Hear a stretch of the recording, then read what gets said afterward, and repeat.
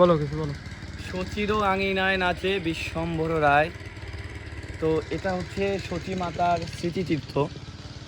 এখানে সতী মাতার উদ্দেশ্যে বা সতী মাতার ধাম বলা হয়।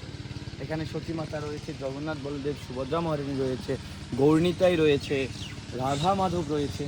তো এখানে একজন ভক্ত, অবশ্যই নিঃসন্দেহে তিনি একজন শুদ্ধ ভক্ত। তো তিনি আমাদের একটু আগেই বলল যে ভগবান সারা পৃথিবী পরিচালনা করে, কিন্তু এই যে বাড়িটা আছে এই বাড়িটা পরিচালনা করে হচ্ছে গৌরনীতাই। কারণ এটা হচ্ছে সতীমা, সতী মায়ের সন্তান হচ্ছে গৌরনীতাই। গৌরনীতাই এই বাড়িটা পরিচালনা করে। এটা মন্দির, বাট এটা হচ্ছে সতী মাতার বাড়ি। আর আমাদেরকে তিনি বললেন যে এই যে সতী মাতার ঘর, আপনারা আসছেন, মায়ের কাছে আসছেন, এখানে সেবা করবেন, আপনাদের আপ্যায়ন করার কেউ নেই, আপনারা নিজের বাড়ি মনে করে সেবা করবেন।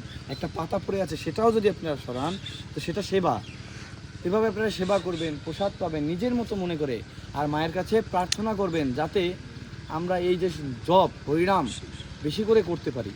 যখন আমরা মায়ের কাছে এই প্রার্থনা করব আর মা তার সন্তান অর্থাৎ মহাপ্রভুকে বলবে, মহাপ্রভু তখন অবশ্যই নিঃসন্দেহে আমাদের কৃপা করবে। হরে কৃষ্ণ। হরে কৃষ্ণ। হরে কৃষ্ণ।